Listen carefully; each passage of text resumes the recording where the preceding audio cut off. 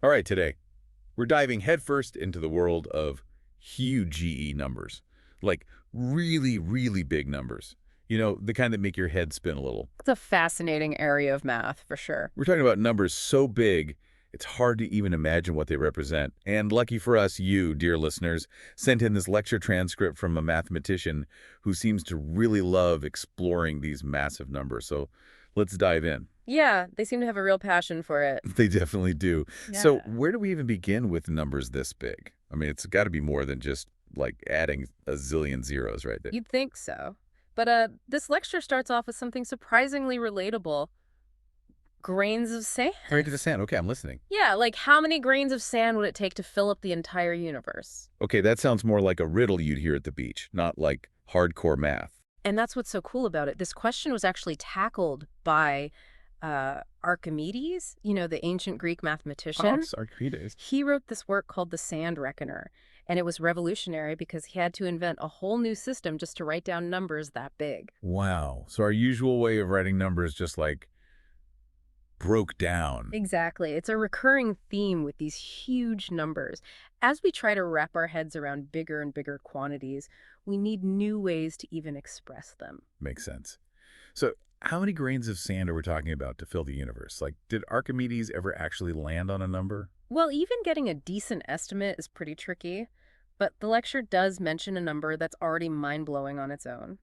The estimated number of atoms in the observable universe. Okay, give me the number. Hit me with it. It's around 10 to the power of 85. 10 to the power of 85. Okay, for those of us who haven't brushed up on our exponents lately, how massive are we talking? Imagine writing down a 1 and then just following it with 85 zeros. 85 zeros. That's a lot of zeros. Right, and that's just the observable universe, the part we can actually see. Some physicists have gone even further and tried to estimate the number of potential multiverses. And those numbers, they make 10 to the power of 85 look tiny. Hold on, multiverses. We're talking like infinite realities branching off with every decision we make, that kind of thing. Things are getting kind of philosophical here. And mathematical. It just goes to show how these massive numbers pop up in all sorts of fields. The lecture mentions a number from one of those multiverse theories, 10 to the power of 10 million. 10 to the power of 10 million. Okay, I officially need a minute to process that. It's like my brain's trying to picture infinity, but it just keeps like short-circuiting. So we've got these numbers so big, they make the number of atoms in the universe look like pocket change.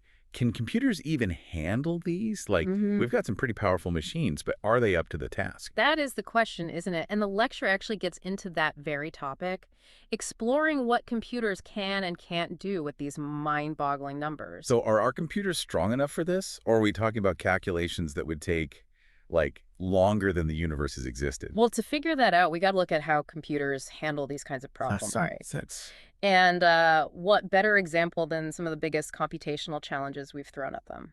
The lecture brings up Deep Blue. Deep Blue. Oh, the chess playing computer. Yeah, exactly. Deep Blue was this supercomputer that went up against Garry Kasparov, the chess grandmaster, back in '97. Oh, yeah, I remember that. Didn't Deep Blue actually win? It did, made history. But Deep Blue was all about brute force. It just analyzed millions and millions of possible moves every second, trying to, outmaneuver Kasparov by sheer computational power. So it's like trying every possible path in a maze until you find the exit. Exactly, brute force. But then the lecture jumps to 2016, when AlphaGo, a program developed by Google DeepMind, took on the world champion in Go.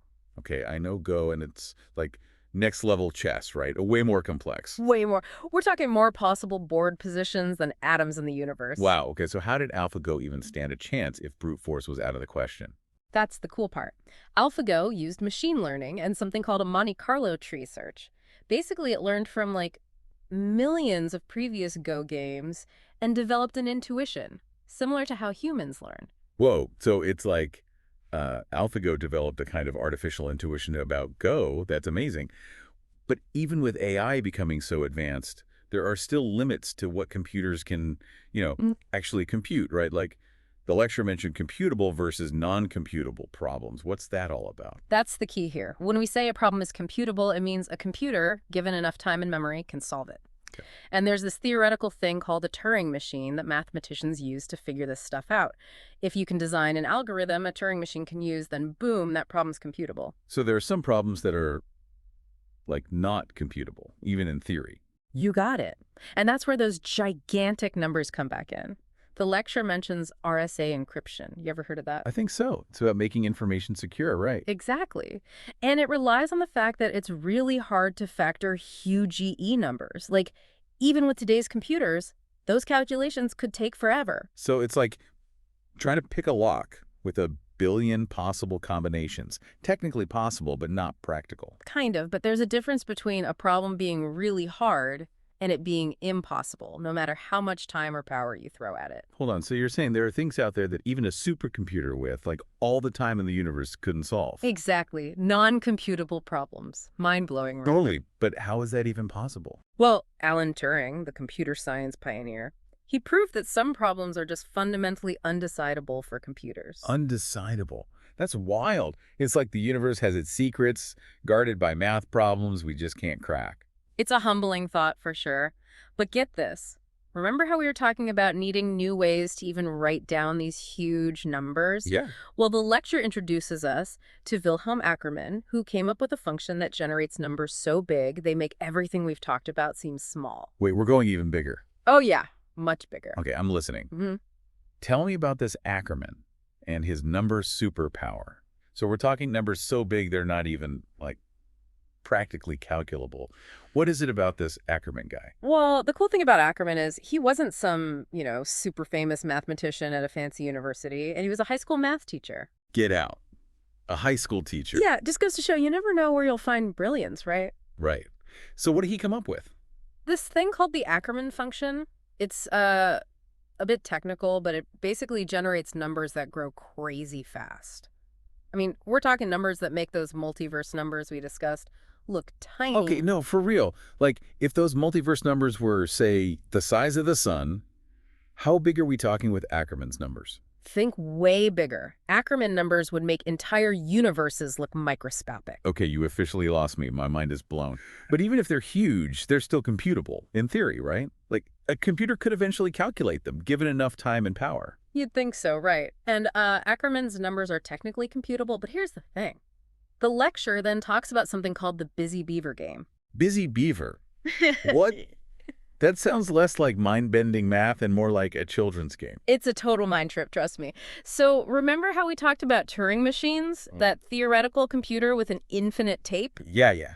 So the Busy Beaver game is about figuring out the absolute most ones a Turing machine can write on its tape using, like, a program with a limited number of instructions before it stops. Okay, I think I'm following. So these busy beavers, they're trying to write as many ones as possible. Exactly. But they have to follow the rules. And what this mathematician, Tibor Redo, he proved that the number of ones these busy beavers can write those numbers. They grow faster than any computable function. Hold on. So even Ackermann's numbers, they're like small potatoes compared to these busy beaver numbers. You got it. We're talking numbers so big, they break the idea of computability. It suggests there are numbers out there we can't even calculate ever. That's incredible. We started with grains of sand, and now we're talking about numbers so big, they challenge our very understanding of, like, what's knowable in the universe. Yeah. That's quite the deep dive. It really makes you appreciate the power of math, right? And Yeah. how much there still is to discover. Totally. So listeners, if you thought you knew big numbers, clearly there's a whole lot more out there to explore. Who knows what mind-blowing mathematical mysteries are still waiting to be uncovered. Thanks for joining us on this incredible journey into the world of huge GE numbers.